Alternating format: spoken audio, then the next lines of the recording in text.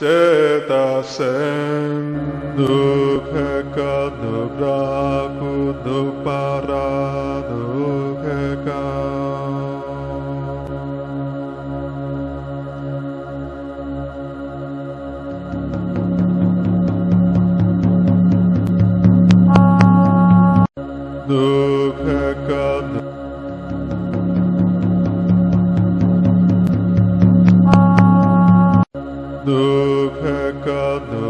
Discover ancient Egyptian religion and philosophy through books, through music, through health, and lectures by Dr. Dja Ashby.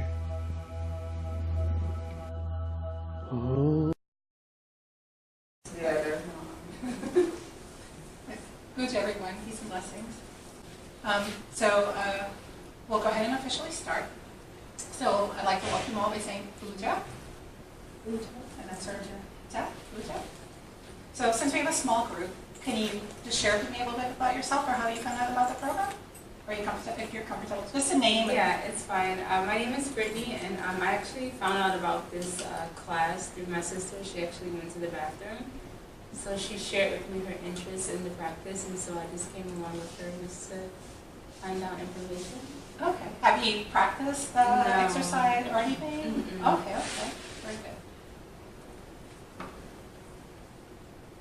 I think Zion says we can skip her. Oh, okay. Yes, my name is Nikis, and I'm part of the workshop on the 28th and 29th. Okay.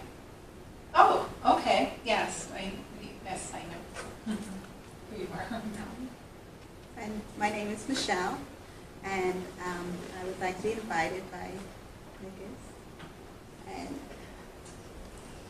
And I practice yoga on Sunday, not on the beach, not as often as I should, but I've been putting a commitment into doing it more. And I'm here, as I said, because of my friend today. Okay, very good. Where you come from? Yes, I'm Rasray, and I've always been interested in our history, so that's why I'm here. I was Saw gonna the say- invitation online. Okay. I was going to say for you, when you pause there, all things Kemetic. When you're interested in all things Kemetic or no? Just all things historical? Historical History? and particularly African. Okay. All things. We're doing just a little intro with everyone. Hello, my name is Bree. I found out about this through a group message that I'm a part of through a Kemetic yoga class that I've been taking throughout school. Okay.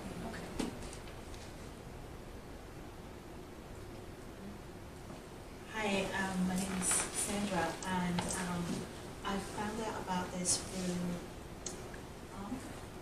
because I just completed the certification class. Okay. Yeah, so I'm also part of the group message as well. Okay. Welcome. Sister Monica. I always know about the Kemetic community, and my sister Lopeju, and sister who are a part of the Kemetic community. Okay. And I was invited by sister Lopeju, and my curiosity brings me here. Okay. Very good. Edward, I heard about it through email. Okay, so we'll go ahead and begin, and then I have introductions for me as we move along. So that's just a reminder, including for myself, to, if we can mute our cell phones. If you have to check text, I understand. Okay, don't get offended, as long as it's quiet. This is live. And hopefully we'll be able to get both videos rolling now. Yeah? Okay. And if we get a video, we'll post it on our page for anyone who may not been able to make it. So we are the Sima Institute of Yoga, the Temple of Sheta Netzer, and also Kemetic University. And they are the main that is the main sponsor of our program today, and also of the upcoming workshop.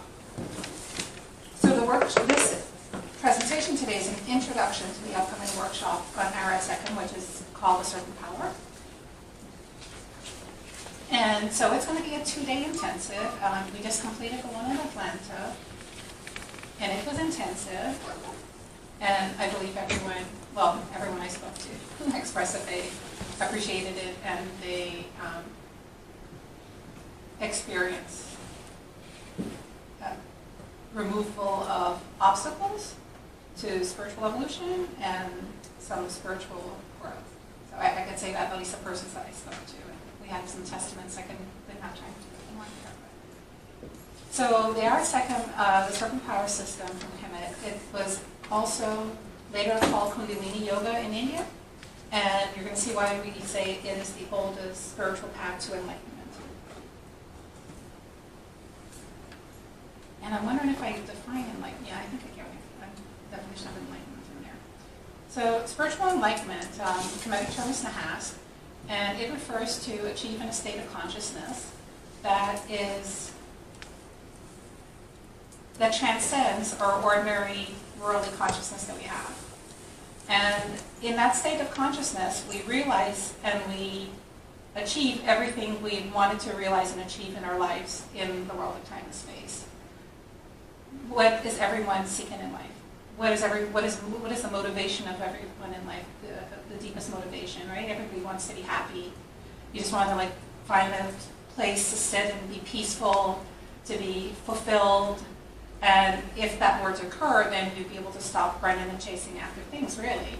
Because once you found that greatest fulfillment, then there's nothing really left to do other than to be.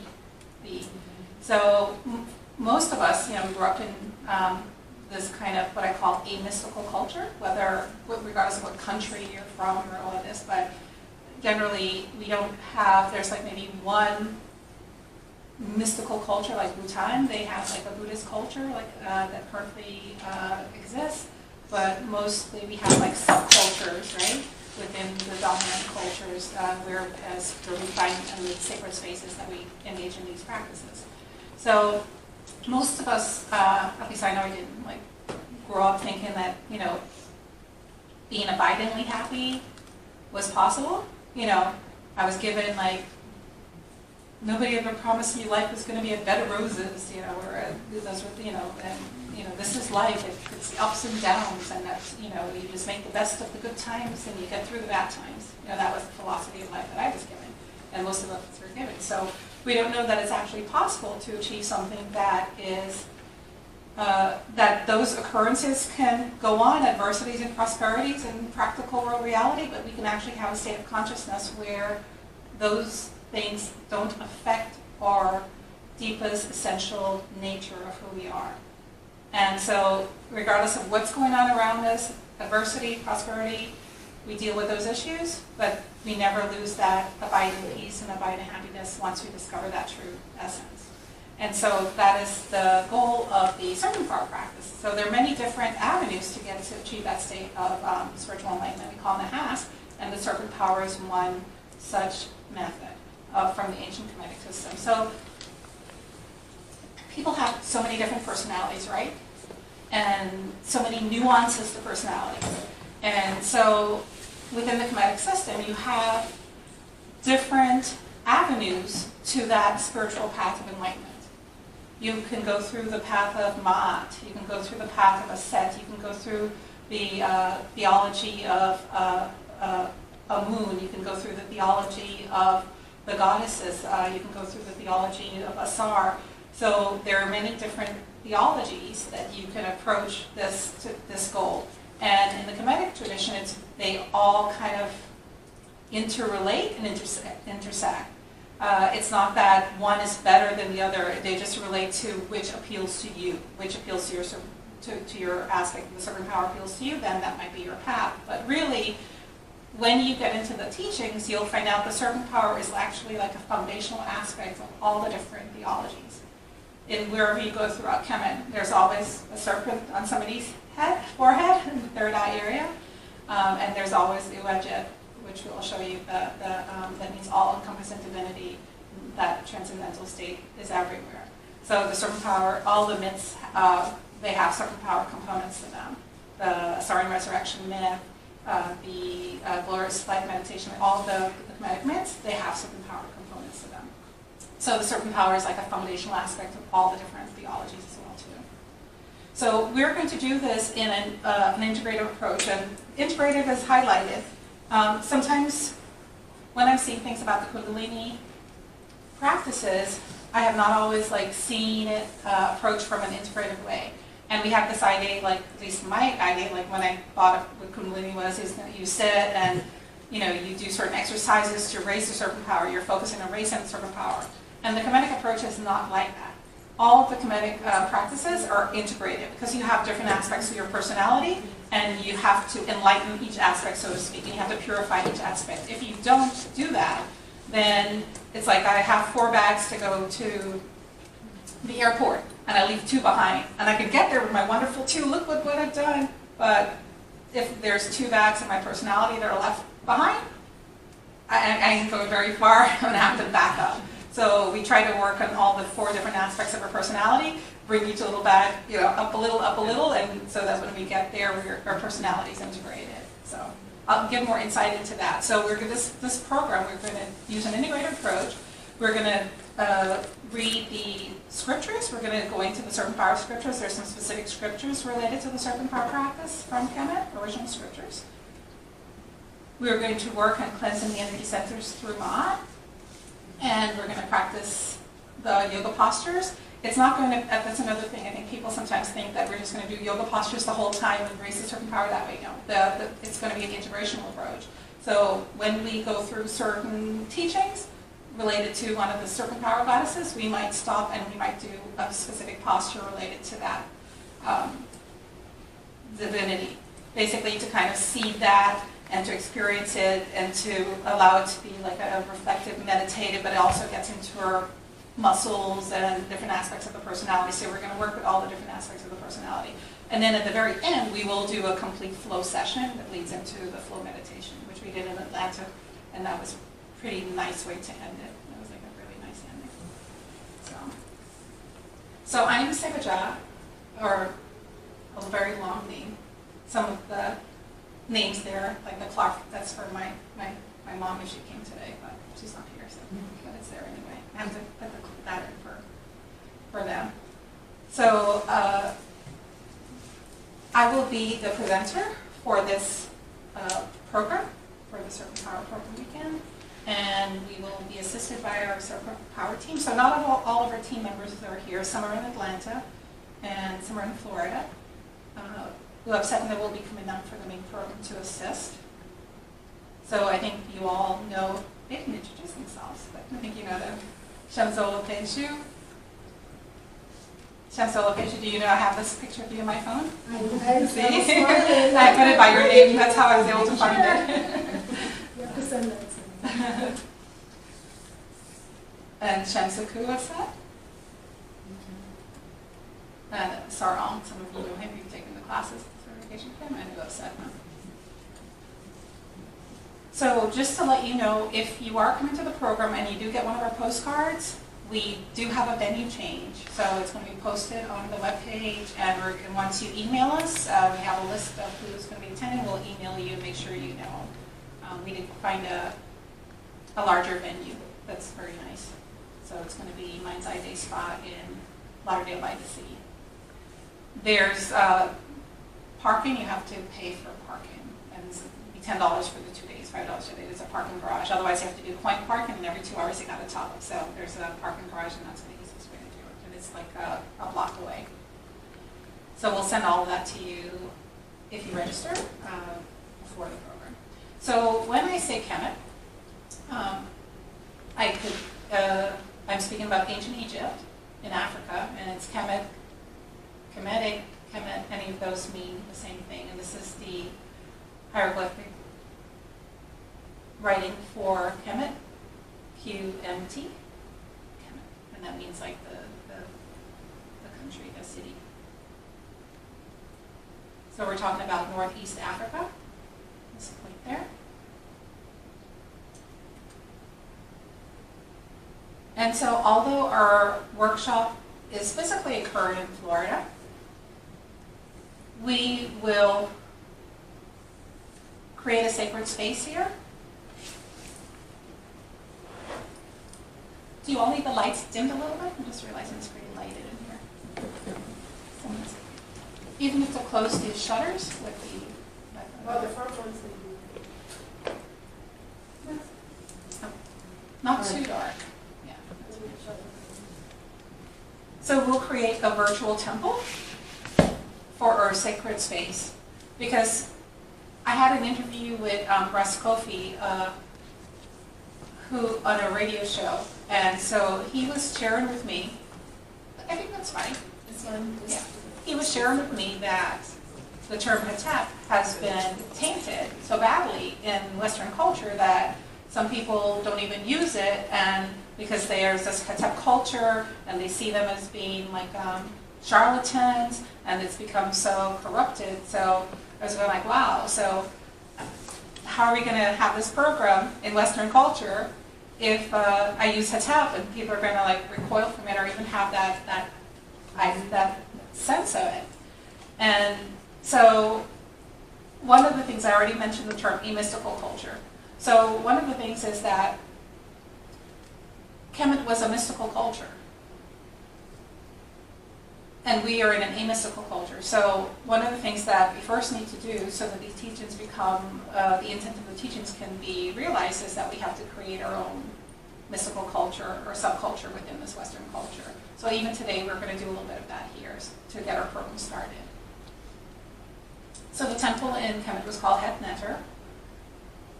And this is an image of the Het Neter of the Set, Temple of Isis. So why do we need a sacred space? When human beings become too involved in the world, they forget their true nature. The temple, Het Neter, the house of divinity, is a place where the pressure of the world can be relieved, and an association with something other than the worldly, dualistic, egoistic perspective can occur, where there can be a connection with divinity through a mystical process. And our Kemetic mystical wisdom proverb tells us the purpose of all life is to achieve a state of consciousness apart from bodily concerns. So the purpose of part of your life? Yes? Part of your life? Or all of your life? Part? All? I didn't hear. All, right? All, right? All. So what does this mean then? So like if we're saying all life, human life is to achieve this state of consciousness of part of bodily concerns, then like the question comes like, then how do we do our like day-to-day duties, chores, realities, and all of that? So then it was mean that all of that must somehow find a way to become, I would use the term sublimated into your spiritual life. So everything has to, everything has to come under that umbrella of attaining this and achieving the state of consciousness. So we do not have a physical temple, but we have a virtual temple. We have many people in our community that are in different part of the country, in different part of the world. And even, like I said, our Serpent Power team, we did our meetings online because part of in Atlanta, part here. So we have what we refer to as a virtual temple. And yes, having a physical temple would be wonderful. But many obstacles to that in today's culture, so we have a virtual temple. And we have what we call a Netarian community. We refer to this Netarian because it comes, that's kind of a derivative of Shetar Neter, Netarian community. And so it's a subculture, and it's a subculture, mystical culture community with the focus of the Shetar Neter mystical teachings of Kemet. So this is Sidam. I don't have a good picture of Sidama, but there he is at one of our events here actually in that's the devotional program we did. Which one is that? The one in the middle? Hmm? Oh, that was in your Yeah. concerns? Yeah. And so with myself, Sebama, who's my spiritual partner, and other Hemu, priests and priestesses, and the Asaru and the Shamsu, and other aspirants in the community. And so we do counseling, we do classes, and also within the community, through what we call Canub Nefer, or good association. You can have relationships with other aspirants who kind of are going through the same thing and who kind of understand the teaching, the philosophy, and you can have those communications and conversations and friendship through the teachings. So we're going to commence and or establishing a sacred space here. So those who do not know the answer to this question, because you've not seen it before, you can tell me, what does that remind you of? What does that look like? Anything in particular? A sacred symbol. Let me give it away halfway. I have a calendar for. Like 3 1/4. Pardon me? 3 1/4. Okay, well, that put it off.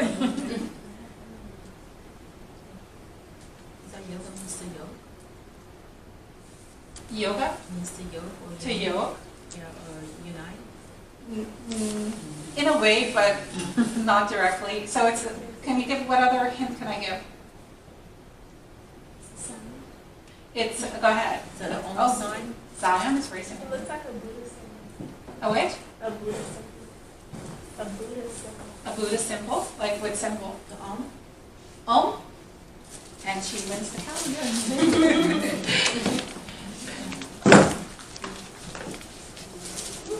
So Sidrma, Dr. Ashby discovered that in Kemet, we have also the sacred Om symbol. It's in this papyrus, it's called the Leiden Papyrus.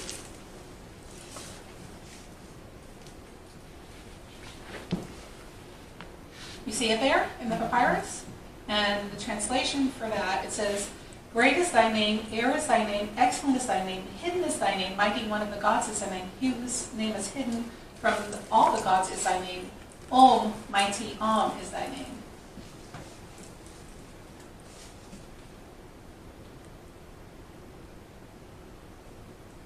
And I don't have I need to get the font. It's supposed to be Om on the other side. I think it's going to say P, but it's supposed to be an Om symbol, Eastern Om symbol. So this is a Leiden papyrus. So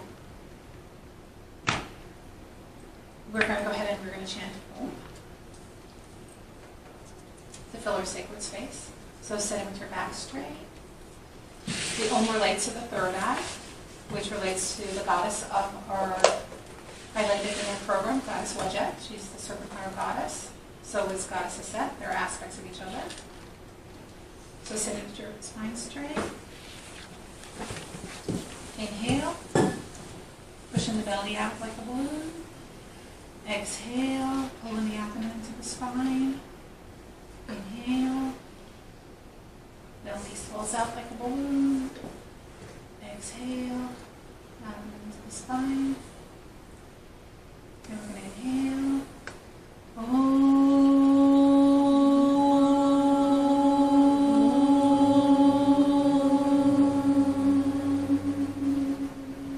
So we're just going to do like a little Om chanting fest.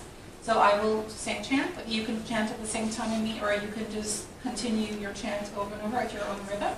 We'll just do this for a period of time with everyone chanting Om. So it's call and response, but not necessarily. It could be also you starting to chant at your own rhythm.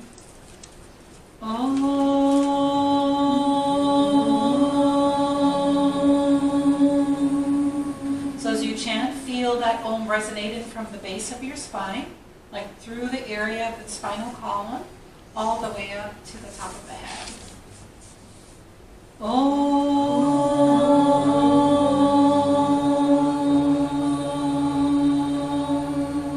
As if it's given a vibratory massage to the entire spinal column area.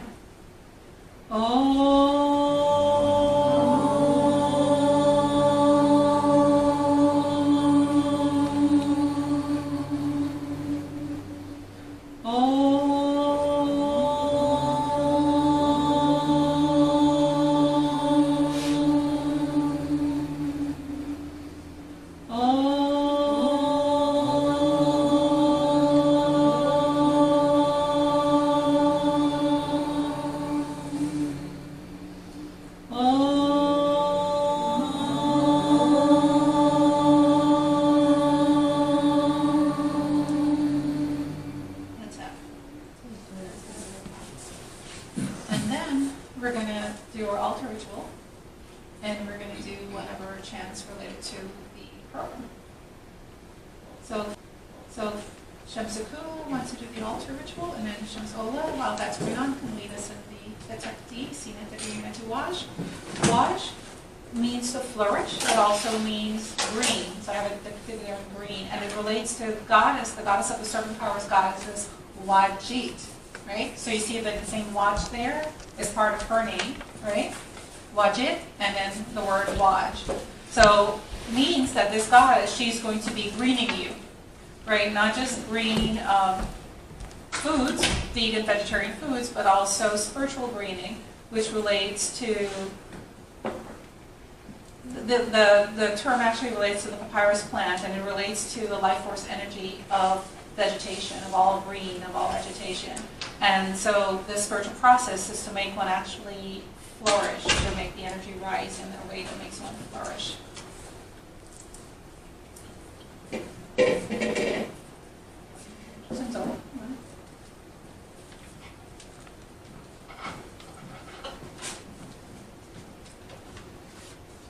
Are you in the video? This is normal. You want to come on this side? So that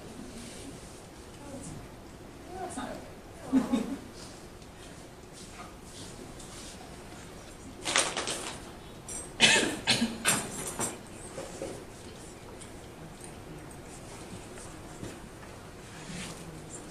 Okay, greetings everyone. So this is our altar ritual that we do every morning to open our sacred space. And so those of us who are a part of this subculture, mystical culture, within this mystical culture, this is our daily process. And so this is something that you can take and do at home as well. And so on our altar we have water, we have a candle, we have incense, and then we have food, live fruit or vegetable.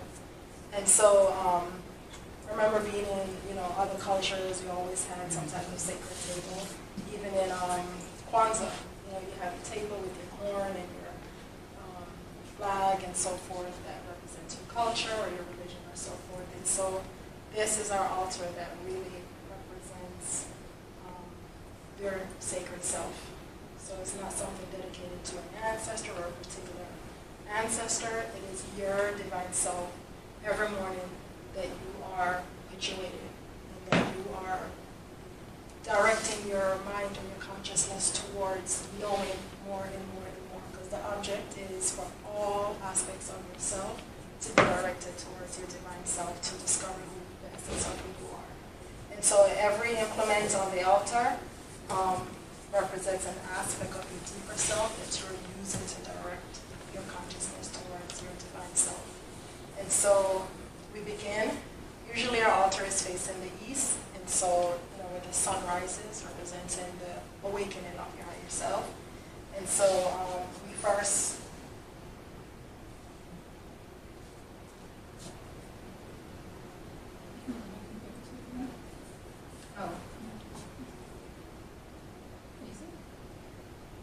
I can see it. So you can go ahead and start, and then Okay, so we first begin by bowing to our altar, which is giving reverence to your higher self, the higher aspect. And then we cover our altar.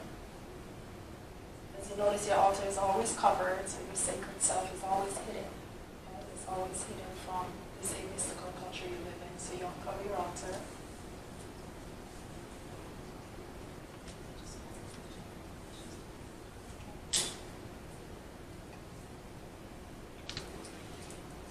Okay, so as she lights the candle, lights the incense, the fragrance of the higher self, the water, and so forth, this is a chant that we say, and we can say in a call and response. I'll call, and then you respond to the chant.